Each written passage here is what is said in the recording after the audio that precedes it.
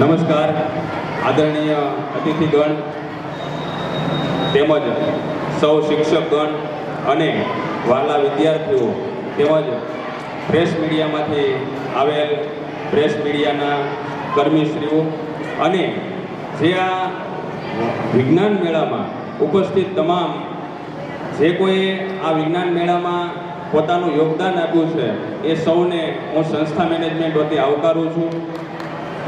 આપણે આજે મંચસ્થ તમામ મહાનુભાવો જે ઉપસ્થિત છે તે આપણે શ્રીમતી શાંતાબેન હરિભાઈ ગજેરા કેમ્પસ વિદ્યાસભા અમરેલી ખાતે ટેક ફેસ્ટ 4.0 એટલે કે વિજ્ઞાન મેળો ગણિત વિજ્ઞાનનું પ્રદર્શન કરવાનું જે વિદ્યાર્થીઓએ આ વ્યવસ્થા ગોઠવેલી છે તેમાં ઉપસ્થિત આપણા સાંસદ શ્રી ભરતભાઈ સુતરિયા તેમજ મુખ્ય મહેમાન શ્રી જિલ્લા શિક્ષણ અધિકારી મનોહરસિંહ ગોહિલ સાહેબ, એવા જ જિલ્લા ભાજપ પ્રમુખ શ્રી અતુલભાઈ કાનાણી ઉપસ્થિત હોય, જેઓ આપ સૌને પ્રોત્સાહન રૂપી આશીર્વાદ સમાન અને બાળકો ખૂબ વિજ્ઞાનમાં આગળ વધે તેના માટે ઉપસ્થિત થયા હોય અને આપણી સાથે હરહંમેશ રહી અને ક્યારેય પણ બાળકોની વાત હોય કે સંસ્થાની વાત હોય એમાં ક્યારેય પણ મંત્રી તરીકે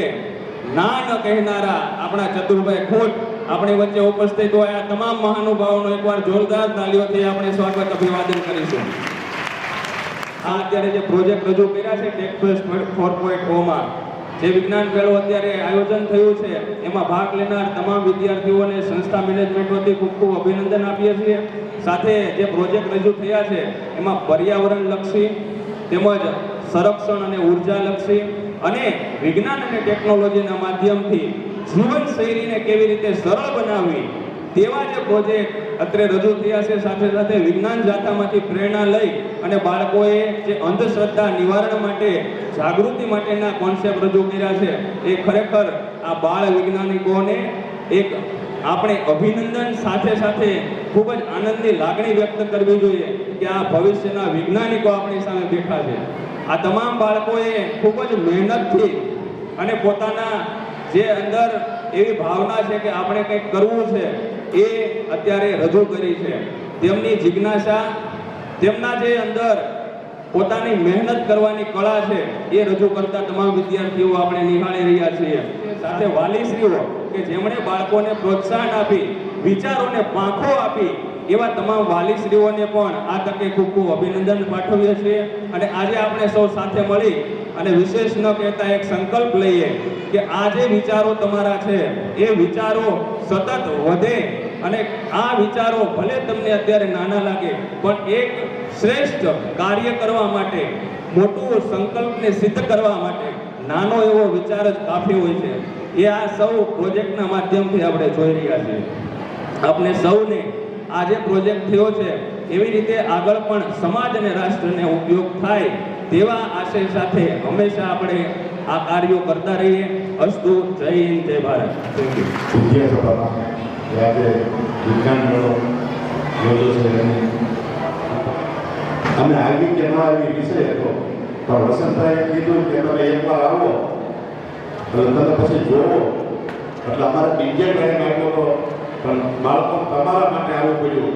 આજે મને ખબર પડી કે અહીંયા બાળકો બેઠા છે એ આ તમે આગળ વાત કરી વસંતભાઈ કે આ નાનો મેળો છે, આ નાનો નથી, આ મોટો છે, આ અમરેલીનું ભવિષ્ય. હું ઘણી જગ્યાએ ગયો અને ઘણું મેં જોયું છે પણ જે અહીંયા જોવા મળ્યું છે ક્યાંય જોવા નથી મળ્યું. હું તમને અહીંયા વસન આપું છું કે તમે જ્યારે વિજ્ઞાન મેળો કરો ત્યારે હું આવીશ અને કોઈ એવા વ્યક્તિને સાથે લાવીશ કે બાળકોને બધા આવે અને તમે બાળકો તમારું કામ શરૂ રાખજો. આ વિજ્ઞાનમાં તમે બહુ સુંદર બનાવ્યું છે, બહુ તમે અહીંયા બધું જોયું, રજૂ કર્યું, એમાં બહુ મજા આવી.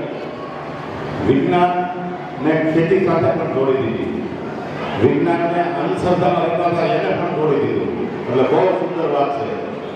અને એટલે બાળકો તમે બહુ અમરેલી માટે સારું કરી રહ્યા છો, બહુ એટલે બહુ આની કોઈ કલ્પના નથી એટલું તમે અમરેલી માટે સારું કરી રહ્યા છો કે અમરેલીનો નકશો પણ આગળ જોયો, આત્મનિર્ભર સ્વદેશી અપનાવો.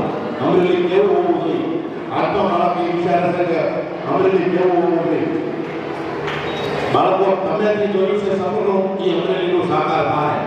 આજ તમે બીજ રોપ્યું છે એ વૃક્ષ આજથી 15-20 વર્ષ પછી મોટું થાય અને પછી અમરેલીની જે કાયા પલટશે ને એ એક જોવા જેવી છે.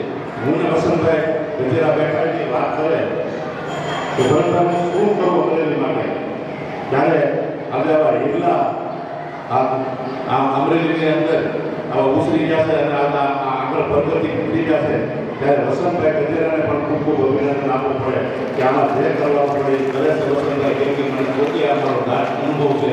અમે જે એકલા બેઠા હતા કીધું કે અમરેલી માટે શું કરવું, અમારી માટે વિઝન હોય તો બતાવો. એટલે વિઝન અમરેલીમાં વસંતભાઈ આપણે બતાવી દીધું. એટલે ખૂબ